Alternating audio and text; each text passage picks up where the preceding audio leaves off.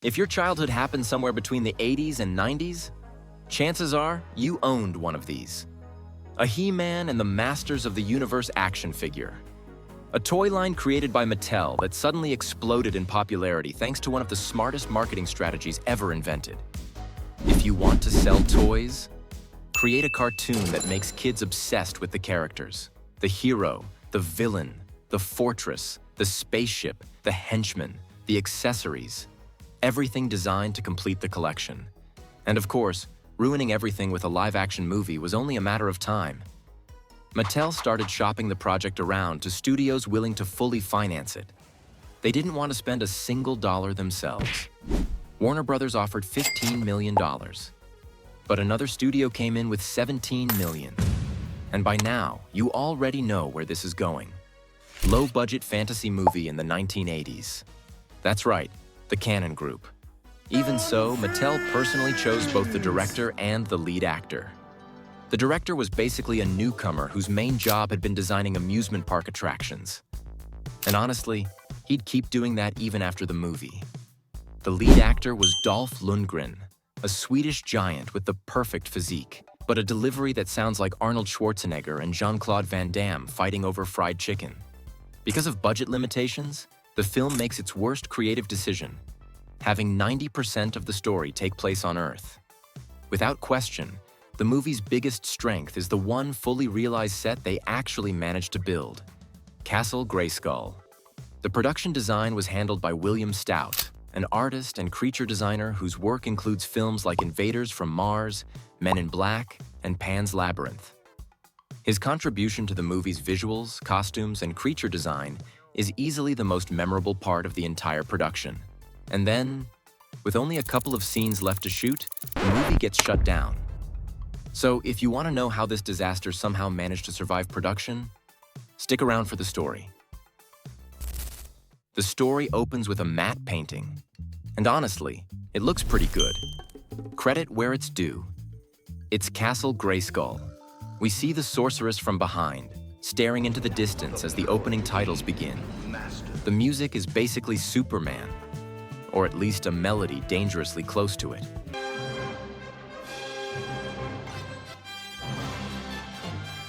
The credits use the exact same font you used as a kid when trying to make your school presentation look cool. Then we enter the castle and watch a squad of stormtrooper-looking guards welcoming Emperor Palpatine himself. Because yes, supposedly those soldiers were inspired by the Horde troopers. But draw your own conclusions.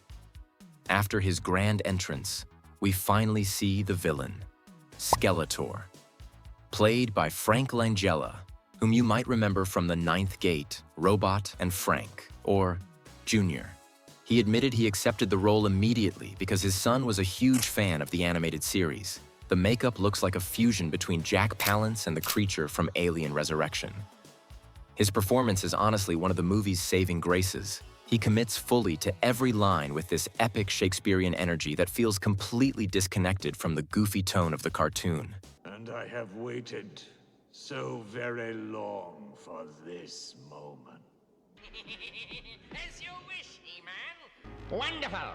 Soon I will imprison King Randor and his royal family. His loyal right hand is Evil Lynn, played by Meg Foster, whom you should absolutely remember from They Live if you have even a little bit of movie culture. She also starred in Cagney and Lacey, basically a mix between Law and Order and Miami Vice, except it got temporarily pulled by CBS for being too lesbian. Yes, seriously. Despite winning 14 Emmys and being in the top 10 TV ratings, her icy stare and militaristic attitude are easily among the best things in the movie. Moving on with the plot, Skeletor has already conquered Eternia. Yes, the main conflict from the cartoon's 130 episodes has apparently already been resolved off-screen. When did it happen? How? Where? Nobody knows. It's like starting a Roadrunner cartoon with Wile E. Coyote already having killed him before the first scene. The sorceress, the magical guardian of Castle Grayskull, is trapped inside some astral prison cell. Just imagine getting that script. Her entire character arc consists of standing still in a 1 square meter space for the whole movie, and then getting rescued in the exact same spot. Take notes, Frodo. Her rescue can only be carried out by He-Man, who, by the way, gets his powers thanks to her and the magic sword. And if this doesn't happen before the next moonrise, Skeletor will become master of the universe. And here comes our hero. With maybe the least inspired introduction ever filmed, he's standing with his back to the camera, slowly turns around, and has more of an "I forgot my laundry at the laundromat" expression than someone ready to fight an army to save Eternia. Then the movie cuts to a random shot of stormtroopers enslaving 4 extras, and one of them literally trips over a rock. Nothing screams the Canon group more than that. Without question, one of the weakest aspects of the movie is the direction. Who thought it was a good idea to shoot sword fights almost entirely in close-ups of pecs, swords, and faces? Suddenly, some heroic laser fire from the left introduces He-Man's companions entering from the right. Man-at-Arms and Teela, played by John Cypher and Chelsea Field. And honestly, at this point, the movie already feels like a bizarre mashup of every successful sci-fi franchise from the 80s thrown into a blender and held together with pure gym sweat and plastic armor. And then we finally hear our protagonist's first lines of dialogue. I've been looking for you. Ralph immediately takes the opportunity to lower his hand just a little further than socially acceptable. In the distance, we see the last member of the hero's party being held captive. Is it Battle Cat? Orko? Nope. The budget only stretched far enough for Gwildor, a little inventor gnome who basically functions as a walking deus ex machina, solving every major problem in the script. This grotesque little goblin has created a magical musical gadget capable of transporting people across the universe. The cosmic key was stolen by Skeletor, which is apparently how he conquered the throne. Unfortunately, all of that happened completely off-screen. But through one of those magical movie coincidences, Gwildor built 2 of them. The moment they activate the device, it reveals their location, and they're discovered by the guards led by what looks like a cross between Eddie from Metallica and Jocelyn Wildenstein. Now they have to escape through tunnels that somehow connect directly to the castle. At this point, the protagonist's luck is becoming genuinely suspicious. For some reason, they reach the throne room and the castle is completely empty, allowing them to casually talk with the sorceress. Apparently, the magical gadget can also break the prison's force field. But naturally, Skeletor and his patrol arrive at the exact wrong moment. No. Kill him! Let her go. I don't think so. Gunfire erupts with camera angles so chaotic you can barely tell what's happening, and the gnome opens a portal so they can escape. Everyone jumps through and travels to a post-apocalyptic future version of Eternia, a monster-filled fantasy world, a dangerous alien planet full of dragons and magic creatures where they'll survive countless adventures trying to return home. Nope. We're in Sacramento, right outside a fried chicken joint. And this is where we meet Courtney Cox. She's tired of small-town life and wants to leave, but she's afraid of breaking her boyfriend's heart. Then we meet him, a rebellious, music-loving teenager who just needs to believe in himself. Basically the discount version of Marty McFly. The gnome steals food from a young couple with his magic hook. Then he sits down with Teela and Man-at-Arms to casually share some chicken. So if you bought a ticket hoping to watch He-Man fighting monsters and swinging a magic sword across Eternia, this is what the movie gave you instead. And if you're wondering where our hero is, not yet. First, we cut to a cemetery scene where Julie explains her tragic backstory. Apparently, her parents invited her on a pizza trip to another city, but she stayed home to study. And then they died in a plane crash. I wish I could change things. A classic middle-class American tragedy. She's devastated, but sadly, there's no way to change the past. Unless, of course, someone happens to discover a device capable of traveling through space and time. The real mystery is how the cosmic key ended up there if everyone went through the exact same portal. Nobody knows. After analyzing the device and pressing random buttons, dollar store Marty McFly reaches the most logical conclusion possible. This is one of those new Japanese synthesizers. Here. A Japanese synthesizer. Yes. A cylindrical object covered in forks with absolutely no audio inputs or outputs somehow looks like a synthesizer to him. At this point, it might as well be an African saxophone.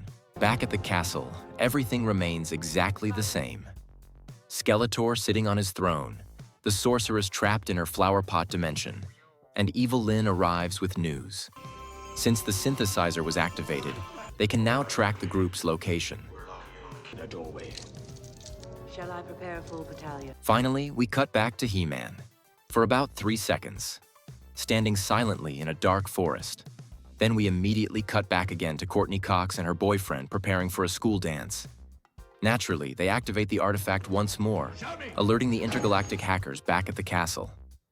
And now we meet the deadly bounty hunters chosen for the mission. Blade, Sorod, who honestly has a pretty cool design, Beastman, and Karg. The plan is incredibly simple. Bring He-Man back to the castle alive. Yes, capture the only person capable of rescuing the sorceress and stopping Skeletor, who is currently stranded on another planet without the sword that gives him his powers. Brilliant strategy. Anyway, back to the plot that really matters. 2 teenagers debating how to use a Japanese synthesizer. So naturally, the young musician decides to take the mysterious device to his buddy at the local music store, while leaving his beautiful girlfriend alone at the school dance. And literally 5 seconds after he leaves, the villains arrive. What follows is basically a competition to determine who's more incompetent, because everybody misses every single shot. One of the mercenaries reminds the others they need the girl alive, although apparently that doesn't stop them from starting fires or nearly crushing her to death in the process. In the end, she escapes. And we get yet another quick shot of our hero running through the darkness. The girl flees into an alley while the villains chase her, until He-Man finally enters the scene. Not wasting any opportunity, he immediately lifts the frightened girl into his arms, because apparently she suddenly forgot how walking works. Then another chaotic blur of laser shots and sword fighting begins, edited with the grace and clarity of a microwave having a seizure. Just like at the beginning, the heroic backup duo arrives to rescue everyone by forcing the dangerous intergalactic mercenaries to retreat once again. Honestly, one of the best ways to improve this movie might have been hiring at least a few extra background actors so Earth doesn't look like an abandoned parking lot after the apocalypse. Meanwhile, when the boyfriend reaches his friend's music shop, they activate the machine, and literally 2 lines of dialogue later, they hear on the radio that the school is on fire. So the kid immediately runs back. This is genuinely the kind of screenplay a middle school student could write in a weekend. Back at the school, Detective Lubick interrogates and scolds the rebellious teenager. Sound familiar? Because this is basically the exact same role actor James Tolkien would keep playing for the rest of his career. The detective wants to head over to Julie's house since she's currently missing. Meanwhile, Julie herself seems perfectly happy hanging around with the 2-meter-tall, muscular Eternian standing next to her. Then Gwildor arrives in a stolen car he modified with his advanced alien technology to help the group escape. Back at the castle, the mercenaries return in defeat, and Skeletor punishes them with some Emperor Palpatine-style lightning, vaporizing the only villain who actually had a decent costume design. Now the remaining mercenaries are placed under Evil Lyn's command and sent back to Earth. Meanwhile, Detective Lubick and the discount Marty McFly arrive at Julie's house. And for reasons that completely defy logic, Julie decides to call her own empty house on the telephone. Her boyfriend pretends it's not her on the line, despite there being absolutely no reason whatsoever to hide that information. The plot somehow keeps getting even more mediocre, and the newly assembled group of villains, now escorted by an army of stormtrooper extras, returns to the exact same abandoned alley nobody cares about and apparently nobody has ever visited. One of the guards detects that the cosmic key has been activated again. But there's interference. Meanwhile, our heroes head toward Julie's house in their flying space vehicle, while Detective Lubick decides the smartest possible course of action is to personally verify whether the weird alien artifact is, in fact, a Japanese synthesizer at the music store. At this point, the screenwriter genuinely feels like he had a cup filled with scraps of paper containing the movie's 5 locations and 6 characters. He just shook it around, and whatever combination came out became the next scene. The villains arrive at Julie's house, and Kevin tries defending himself with a rolled-up magazine. Unsurprisingly, this strategy fails. Then they interrogate him using a magic collar that forces him to tell the truth. which is completely pointless because he genuinely has no idea where Julie is. Meaning he literally cannot provide useful information even if he wants to. Then, in the most coordinated timing imaginable, the villains all leave the house exactly so our protagonists can arrive seconds later. And again, if you didn't buy a movie ticket hoping to watch He-Man driving around in a 1959 Cadillac, I honestly don't know what you expected from this film. The scene becomes completely chaotic. They rescue the kid, everybody laughs, nobody seems remotely concerned about danger anymore. And then they all decide to head back to the music store. When they arrive, the mighty He-Man is defeated not by Skeletor, not by magic, but by Detective Lubick refusing to hand over the cosmic key. Teela finally gets tired of the argument and kicks the revolver out of his hand. And right on cue, the evil patrol arrives with their parade of stormtroopers. But there's an even bigger mystery here. If the villains left Julie's house in a flying spaceship, how did the heroes somehow arrive at the music store first? Again, the town looks completely abandoned. Not a single extra in sight. There's a music store open late at night with absolutely no customers inside. This entire city feels like humanity quietly went extinct a week ago. The guards leap dramatically through the store window before it even explodes. He-Man and Man-at-Arms take cover behind the worst possible objects imaginable and somehow survive only because their enemies inherited the aim of Imperial stormtroopers. A grenade gets thrown into the store, and honestly, the real tragedy here is the destruction of the instruments. Any random guitar in that shop is probably worth more than the entire wardrobe budget of this movie. The shootout continues while the secondary characters hide in the back room.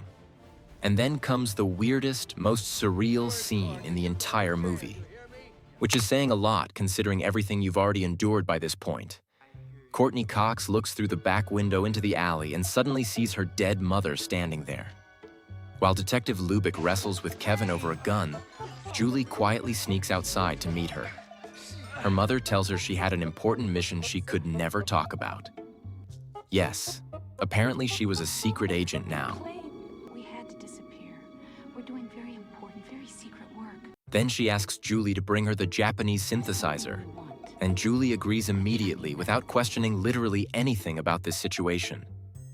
The back door conveniently jams shut for no reason whatsoever, allowing the emotional reunion to continue uninterrupted.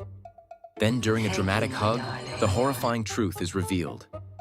It's actually Evil Lyn using shape-shifting powers straight out of Loki. The heroes rush outside to save Julie, exposing themselves in the middle of the street. An easy shot for elite soldiers.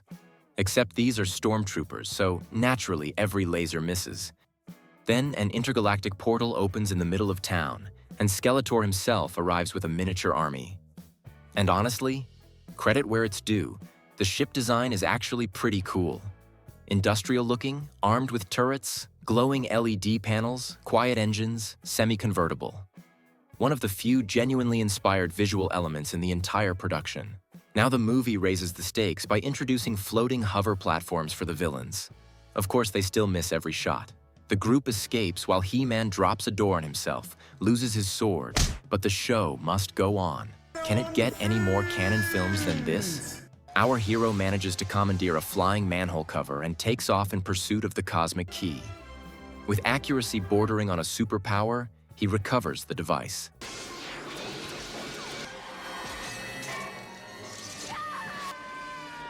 Skeletor corners the group on a rooftop and once again unleashes some Palpatine-style lightning, badly injuring Julie's leg.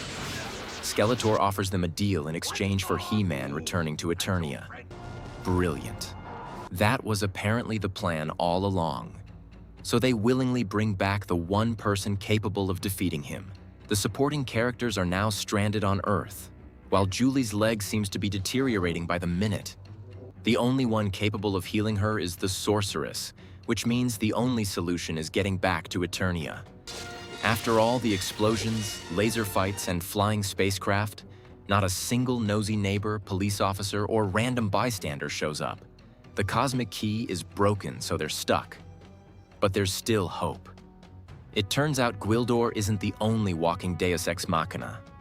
Discount Marty McFly possesses perfect pitch and somehow memorized the exact sequence of notes needed to open an intergalactic portal. After some quick modifications and a little keyboard improvisation, they're back in business. Meanwhile, back at Castle Grayskull, with the power sword finally in his possession, Skeletor tortures He-Man with a few dramatic lashes. The scene comes across a little awkward. People of Eternia shall see you kneeling to me. I'll never kneel to you! At last, the villain achieves his ultimate goal. His powers increase dramatically, and he undergoes a genuinely cool transformation. Sure, he looks like a cross between a Capricorn saint, a giant crab, and a carnival costume, but in an age dominated by CGI, there's something refreshing about a practical suit that was actually built by hand. Back on Earth, the group begins teleporting just as Detective Lubick arrives to complicate matters. Naturally, everyone ends up traveling together and materializes inside Castle Grayskull. Skeletor misses a lightning blast from 6 feet away, allowing our hero to escape. And after 90 minutes of movie, we finally get what we paid for: the legendary transformation sequence. Completely out of sync and delivered with the pronunciation of someone who just had a wisdom tooth removed.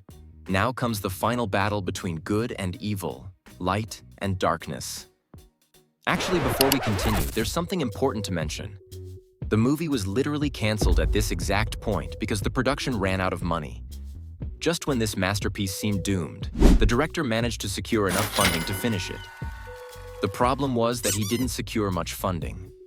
And it shows. They couldn't even afford proper lighting. The entire final battle takes place in near darkness, with tight close-ups and confusing editing. 1 minute later, the villain is defeated, returning to his original form. It's over.